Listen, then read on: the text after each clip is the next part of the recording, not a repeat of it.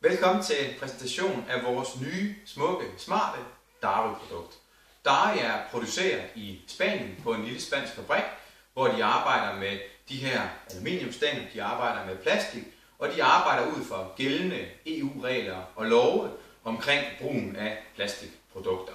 Hvis vi starter med at tage stangen her, så er stangen lavet af et specielt stærkt aluminium, som gør, at den er specielt stærk i brug, når det er sådan, man arbejder med den. Også er den faktisk en anelse højere end andre typiske moppestænger, som findes på markedet. Håndtaget er lavet på den her smarte måde. Det kan I se, vi har lavet en demonstrationsvideo, hvordan Darwin-moppen virker. Men det er simpelthen lavet her, at man kan få alt vandet til at blive vredet ud af moppehovedet. Moppehovedet har jeg liggende her. Og det er faktisk lavet så smart, at der er to små huller på den her side. Og så kan man faktisk bare tage moppehovedet, og så kan man sætte det på her. Den første gang kan det godt være en anelse svært at sætte på, men når først det sidder der, så er man altså klar til at bruge Darwin.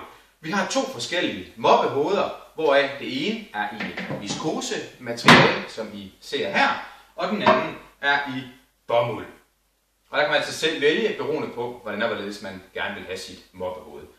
Selve spanden og den her vandsi, som de kalder den esculidor, som den hedder på spansk, er lavet af første klasse plastmateriale, og det er selvfølgelig genbrugeligt, når det er sådan, man ikke kan bruge det mere. Den er utrolig stærk, den er meget, meget fast, når det er sådan, man bruger den, og den vejer ikke særlig meget.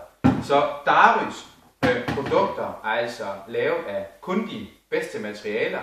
Det er lavet, så det passer perfekt til de mennesker, som skal bruge det, fordi at Darwin også er lavet på den måde, at de mennesker, som har måske problemer med muskler, med bryst, med skulder, med ryg, så er den altså lavet på sådan en fantastisk metode, at alle faktisk kan bruge den, for man bruger ikke særlig mange kræfter på grund af det her smarte håndtag.